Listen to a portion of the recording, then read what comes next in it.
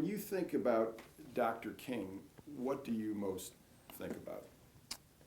Well, first of all, I think about what a great sacrifice he made, not only in life, but the execution and assassination, and how it damaged what we were doing. And I think if he had lived, we'd be so much further ahead than we are now. It was a terrible blow to us. And it's hardly a day goes by that I want to think of I have some remembrance of him and how he did and what he thought about. And when you were in the heart of the civil rights movement, was it a happy time, a scary time? I mean, how did it feel as someone in it? Well, I think a mixture of both. There were a lot of scary times when we didn't think we'd get out alive, and yet we had a kind of a joy in struggle. And one of the things I remember most about Dr. King is his great sense of humor and how he loved funny stories. And that was a part of the joy that we had in the struggle. Was there one joke or story you most remember that he told or well, most liked? One that I remember most is one that his mother told. I had been sent to Nashville, Tennessee to prepare for the annual meeting of the Southern Christian Leadership Conference. And Dr. King had said to me, he said, I know we've got to have large churches for the night rallies, but I want you to find some way to involve the small churches. So I went up to Nashville and began to put things together, and I worked it out so that the small churches would be the registration headquarters.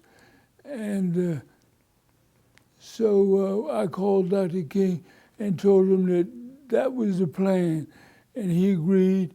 And when he and Abernathy came up the day before the convention, they wanted to see the site of the registration. And it was a little Zion AME church. So he and Dr. Abernathy rented a car and drove into Nashville into the African American community looking for this church. And they were going slow looking for somebody to ask, and they saw a fella on the sidewalk with a bill cap turned sideways. They said, let's ask him. So they stopped, and the fella looked in the car, and he recognized Dr. King. He said, Martin Luther King. He said, hey, who's that, Ralph Iverson? What you want, Dr. King? And Dr. King told him he wanted to find a little Zion AME church. He said, I'll tell you what you do, Dr. King. Stay right on this street till you come to the junior high school and you make a left. No, turn it the next 2 blocks and go down to the lumber yard and then hang a left. And you can't, and then he began to act confused. He said, Dr. King, I don't believe I know where that church is. And so they thanked him, and they pulled off slowly looking for somebody else to ask. And Dr. King was sitting in the passenger seat. He saw the fellow running behind the car. He said, pull over, Ralph. He said, the fellow we asked about the church there, he's running after the car. And they pulled over, and the fellow came up to the car. He was all out of breath. He said, Dr. King, said, right after you left, said, my brother-in-law came up and he told me to tell you that he didn't know neither. That's one of my favorite stories.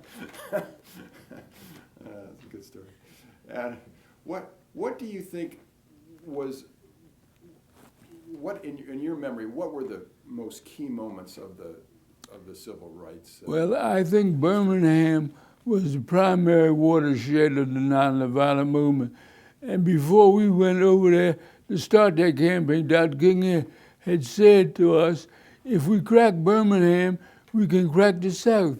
And it turned out to be just like he said. And we made a lot of sacrifices in Birmingham. We sent a lot of people to jail, and we castrated Bull Connor, who was the so-called public safety commissioner, and our chief adversary. But we tricked him into using the dogs and the water hoses, and that's what swayed the public opinion of America that things need to be changed in Birmingham, Alabama, and led to the Public Accommodations Act of 1964. So I think that was a defining moment of the civil rights movement.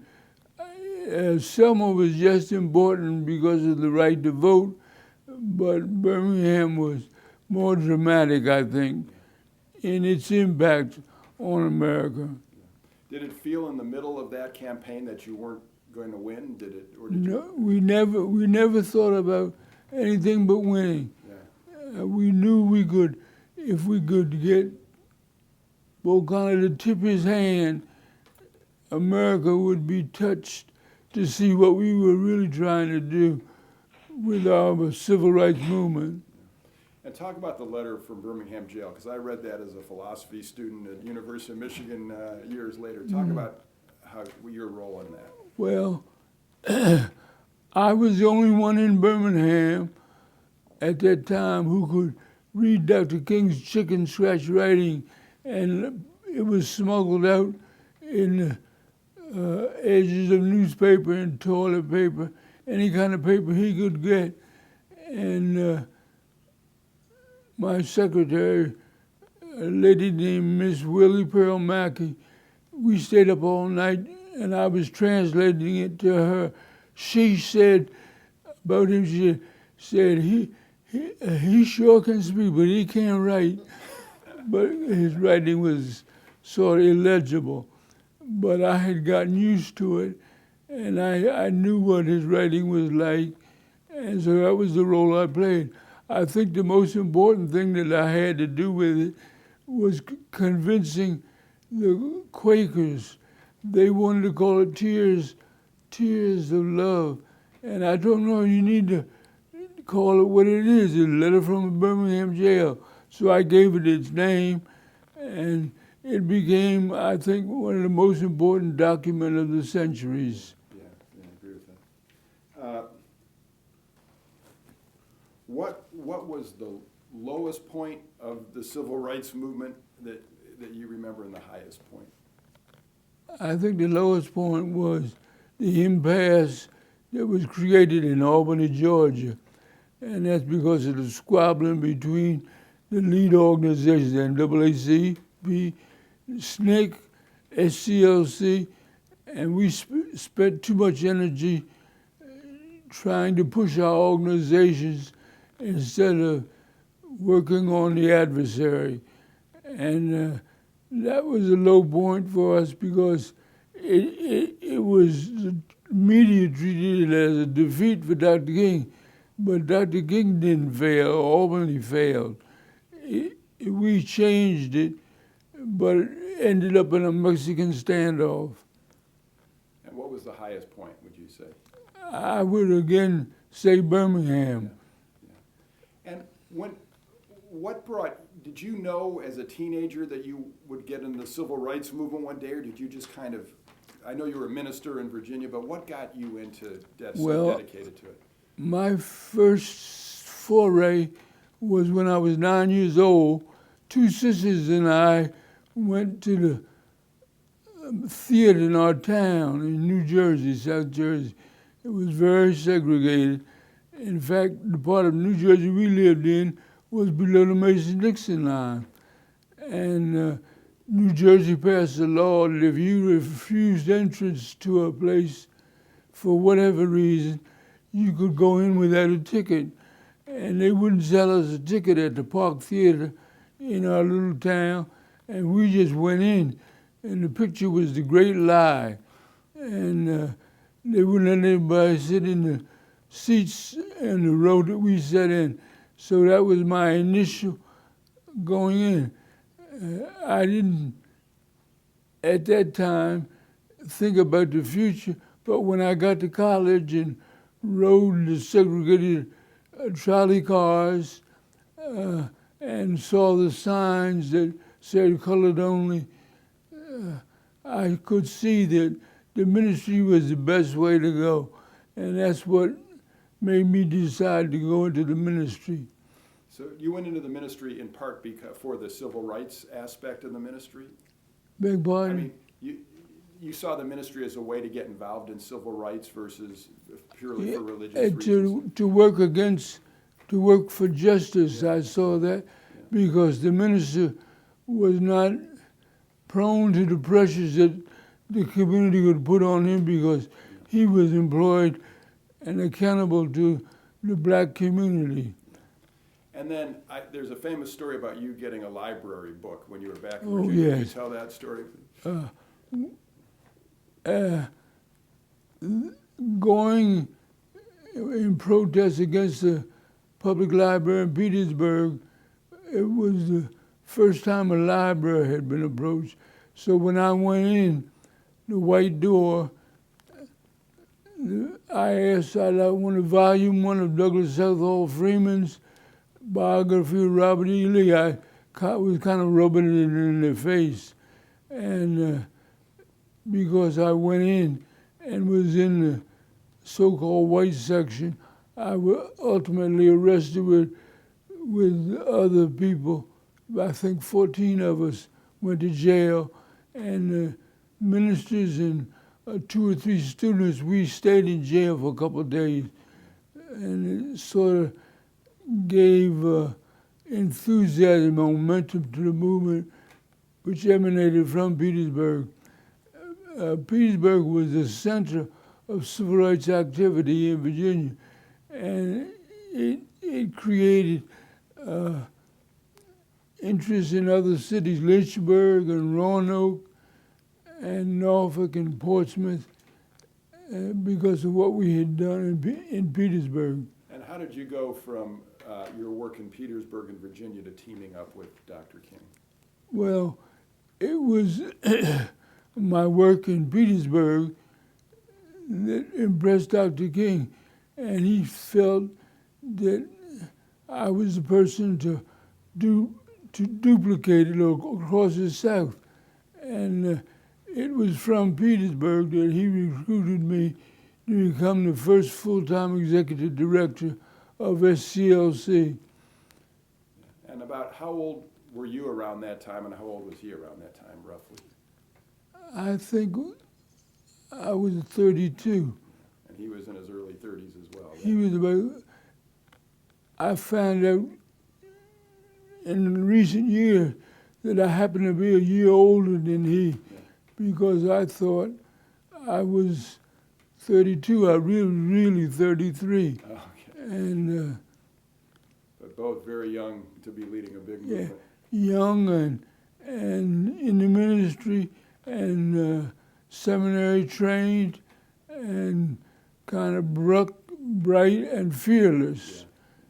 Yeah. And of course he was characterized by his devotion to nonviolence, which he had learned from Mordecai Johnson and about Gandhi and the struggle in India. And despite the detractors who said it wasn't applicable to the U.S., it turned out to be our silver bullet. And when you joined him, did you share the nonviolence philosophy, or did you? I didn't at first. I knew about it, but I wasn't committed to it. When I came to Petersburg, I used to carry a gun, waiting for someone to cross me on the race issue, and I planned to shoot them. But Dr. King made me put my gun down. Yeah. And then where were you for the March in Washington with the I Have a Dream speech? Where were you at that time? Well, I was one of the organizers of that. And the great mistake that I made is I tried to persuade Dr. King not to use the I Have a Dream section because I had heard it so much and we used it domestically. And I was thinking about the U.S. I wasn't thinking about it as a world stage, but his wisdom was always deeper than mine. And you also were, for the Nobel Prize in Oslo, you were with him in I Oslo. was a press officer for that trip. They asked me to go along and handle the press responsibilities, which I gladly did. And it was such a great experience to be present when he received the Nobel Peace Prize. And during those days, both you and he had young wives, young children. Why don't you maybe talk about Mrs. Walker's role in your Well, children and how it was all about my you? wife always made a great sacrifice in support of our activities in the movement, and how she made things go and keep the children together and support me. I don't know. I really don't. It's just something special about her.